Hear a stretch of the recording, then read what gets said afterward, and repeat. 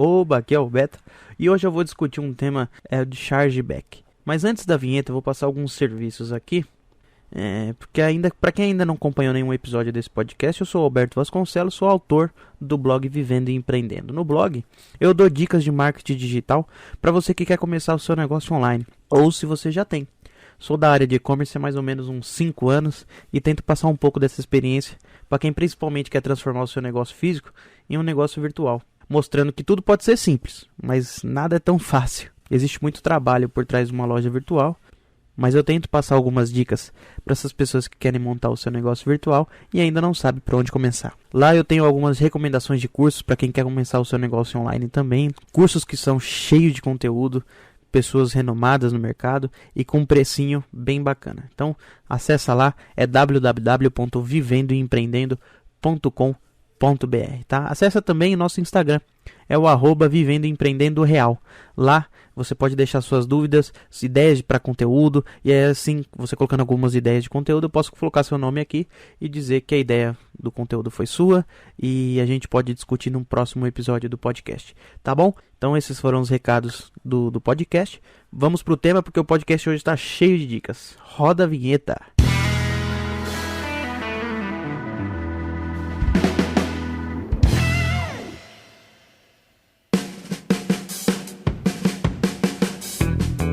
Chargeback.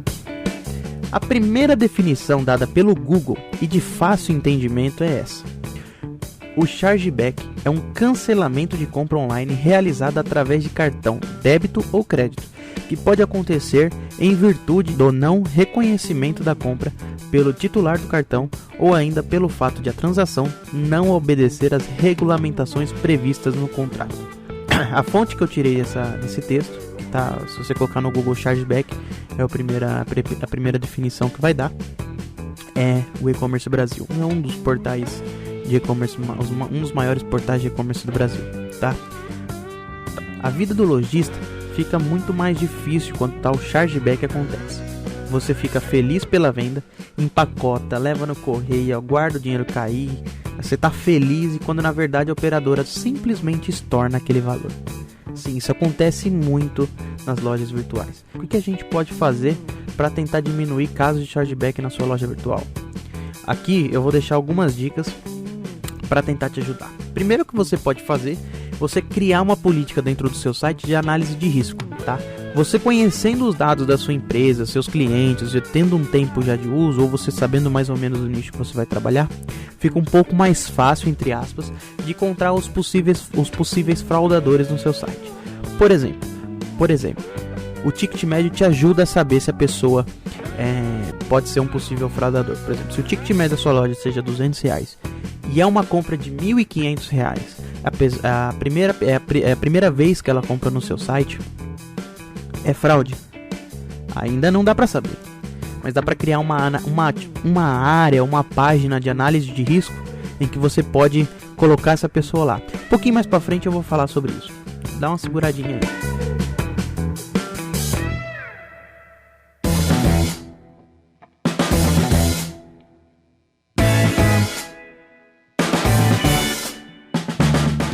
Sempre tem um pequeno padrão. Sempre um pequeno padrão é criado quando você identifica algumas fraudes. Assim você começa a eliminar uma grande percentual de fraudes futuros, tá? Cartões de terceiros talvez seja o campeão de chargebacks. Aqui você pode começar a criar alertas nas compras de pessoas que fazem compras no cartão de terceiro. Também é fraude? Ainda não dá para saber. Primeiro você cria essa área, essa página de análise de risco, para você colocar essas pessoas que você tem dúvida, para depois você começar a trabalhar, que eu vou explicar um pouquinho mais para frente como você pode fazer, tá? Endereço e telefone, tá? Se algum pedido te chama a atenção por valores altos, cartões diferentes, por ser a primeira compra, o que você pode fazer é usar Google Maps para você verificar o endereço.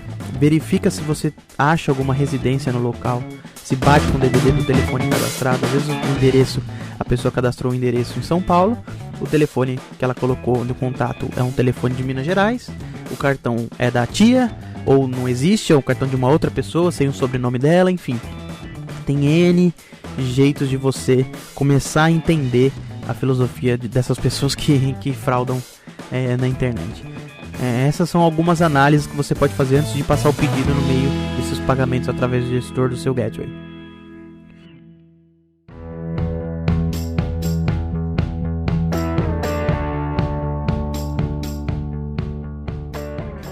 Aliás, o que seria essa análise, essa área de análise que eu estou falando, né? Se você não conseguir fazer isso na sua plataforma, uma página para jogar esses casos para analisar depois, ou você conseguir mudar o status do pedido quando estiver em análise, por exemplo, você tem o pedido aprovado, o pedido antes de aprovar, você tem como mudar esse status para análise. Se você não conseguir fazer isso na sua plataforma, que é uma página para jogar esses casos para analisar, ou você conseguir mudar o status do pedido, faz uma planilha no Excel, bem simples mesmo. Assim você consegue trabalhar de forma paralela com o seu site. Então todos os casos você joga para lá, abra abas do tipo, faz uma listinha negra dos que você já encontrou como fraude, faz uma outra que você está tratando, enfim. A lista negra eu já vou te falar como é que você pode fazer.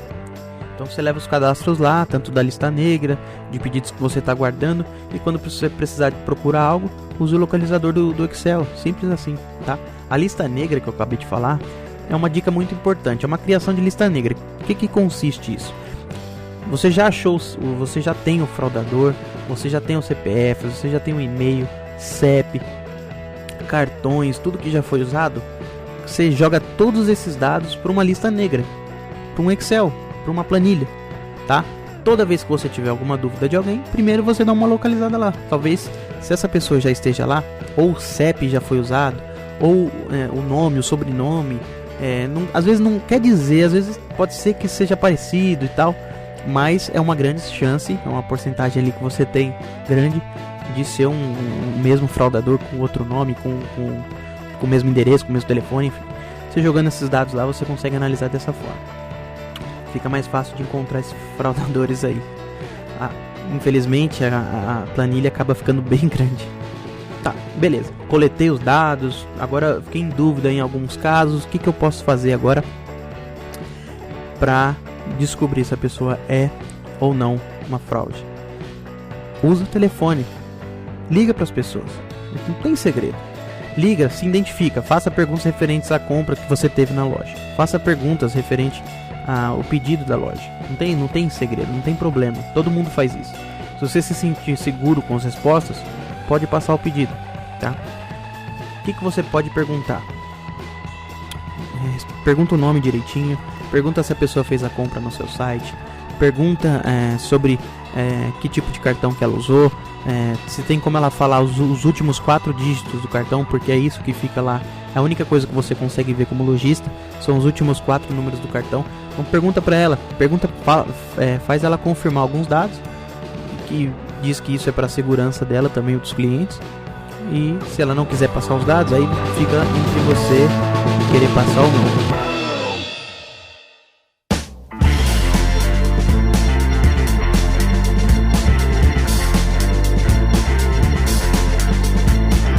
Você pode fazer também mandar e-mail. Se ninguém te atendeu, você ligou e ninguém te atendeu, já né, você ligar um alertinho ali. Mas se ninguém te atendeu, você manda um e-mail, cria um e-mailzinho padrão. Nesse e-mail padrão, o que você pode fazer? Você solicita uma cópia da última fatura do cartão, algum documento que comprove que a pessoa realmente passou o cartão, uma foto do cartão com os 4 últimos dígitos, né, ela tampando com o dedo toda a numeração. Esse e-mail precisa ser bem claro e fazer parte e isso precisa fazer parte do procedimento da loja. Serve para a segurança dos clientes também, não só da loja, dos clientes também. E isso você pode deixar claro para o seu cliente. Você não está fazendo isso porque desconfia dele, enfim. Você está fazendo isso para a segurança de ambas as partes, tá? Porque na internet, infelizmente, existem muitos casos de roubo de clone de cartão. Aí você pode pensar, nossa, é muito difícil, as pessoas não vão querer. Bom, você não pode pensar assim, você não pode cair nessa, né? Fazer esse procedimento é totalmente normal. Se você não fizer, a intermediadora de pagamento que você escolheu com a maior taxa de mercado vai fazer. Você não vai precisar fazer isso com todos os clientes, são alguns clientes. Com o tempo você vai conhecer melhor o seu público, seus costumes de compra, o ticket médio ajuda muito, e assim você pode confirmar com experiência mais pra frente através do feeling que você vai ter. Exatamente, o feeling. O feeling é poderoso, porque de tanto você responder e-mails para seus clientes, tirar dúvida com relação aos seus produtos, ter análise do tipo de público que compra o seu produto, você vai ter na sua cabeça uma noção maior de como filtrar muito mais fácil esses clientes, as possíveis fraudes, e o faturamento pode aumentar caso você decida fazer essa análise manualmente. Observação, eu vou colocar uma observação aqui. Existem setores que não indicam trabalhar com esse feeling, tá? O setor de eletrônicos é muito arriscado, tá? Cada dia é criada uma fórmula de burlar esses sistemas de pagamento. Os caras são hacks, os caras são gênios nessa questão de pagamento.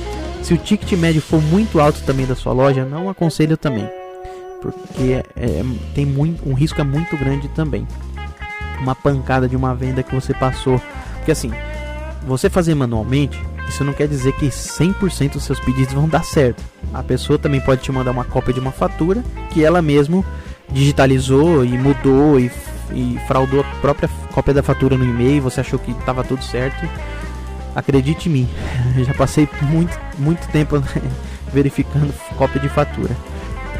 Você tem que ser exigente, mas com um ticket alto, com o ticket da sua loja muito alto, eu não aconselho muito. Aí, por exemplo, eu trabalhei numa loja de cosméticos por muito tempo, e nessa loja de cosméticos tinha um ticket médio, vamos supor, de uns 200, 150, 250 reais, dependendo do mês ali.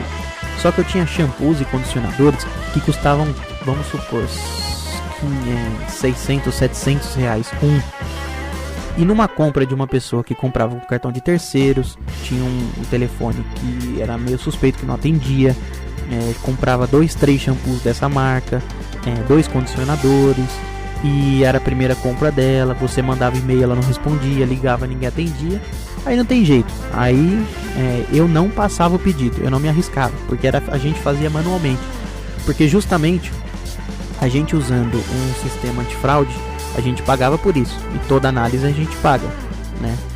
E também não é 100%, mas a gente começava a ter um feeling maior do nosso público, então a gente decidiu fazer isso manualmente, porque ainda assim, as análises de fraude, como não conhece o nosso público, é sim um sistema, é um robô que faz isso, ela acaba não identificando tanto o público e acaba não passando várias compras que sim poderiam fazer simplesmente a compra normalmente. Às vezes é um cartão da tia, o nosso público sempre usava cartão da tia, cartão da irmã e tal, e a gente sempre ligava assim, era mais fácil de resolver. O sistema antifraude da época que a gente usava era um robô que passava ou não passava, então parava muitas vendas que a gente tinha.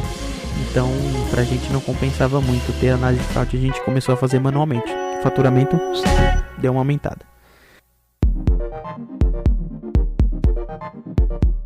Bom, essas são as dicas que eu dei aqui, que pode te livrar de algumas fraudes. É claro, se você não quiser correr um risco maior, você pode recorrer sim aos sistemas de antifraudes para loja virtual. Aí você pode procurar na internet, tem algumas que são muito conhecidas, ClearSale, F-Control, tem uma nova que na época que eu tava nessa loja de cosméticos a gente chegou a cotar. É uma empresa, é uma startup, mas é uma empresa que bem séria, que é a Conduto. Falei com o dono na época. É uma empresa que trabalha de forma um pouco mais inovadora que as outras, mas também é um sistema de antifraude, tá? Existem intermediadores de pagamento que não cobrem o chargeback, tá? A maioria não cobre. Se você tiver um chargeback, elas não vão arcar, mas ela tem uma base muito grande de clientes. Por exemplo, o Mercado Pago, PagSeguro, eles têm uma base muito grande de cliente. Então, se você quiser trabalhar com uma delas, pode ser que é mais fácil você resolver essa questão do antifraude, você não ter tanto chargeback na sua loja, mas você vai ter que arcar com a taxa bem alta da sua loja. Você tem que se atentar bem nessas taxas, porque elas podem te cobrar um pouco a mais, justamente por essas questões, porque eles mesmos fazem análise, eles mesmos vão segurar o tranco do chargeback, enfim, eles podem fazer o que eles quiserem nessa questão de chargeback. Você precisa ler o contrato direitinho, mas você precisa ver se se você quer tomar o risco ou você quer passar o risco para eles pagando um pouquinho a mais na taxa, tá bom? Essas foram as minhas dicas de chargeback. O assunto é bem grande. Se você quiser me mandar por direct no Instagram, quiser deixar comentário na nossa página no YouTube, na nossa página no site, fica à vontade. Se aqui eu falei alguma coisa que ficou faltando, que você acha que precisa falar, a gente pode comentar no próximo podcast. Eu posso fazer um rápido uma observação num próximo, ou eu posso te falar por direct mesmo, se sofrer alguma dúvida. Aqui eu quero fazer um podcast com assuntos bem rápidos, umas dicas bem rápidas para você conseguir ouvir, para que as dicas sejam bem sucintas, né? Bem rapidinhas. São sacadinhas que eu coloco aqui para que possa te ajudar nesse seu negócio que você quer criar, na sua loja virtual, enfim. Tô aqui, então acessa lá vivendoempreendendo.com.br, acessa o nosso Instagram @vivendoempreendendoreal e até a próxima.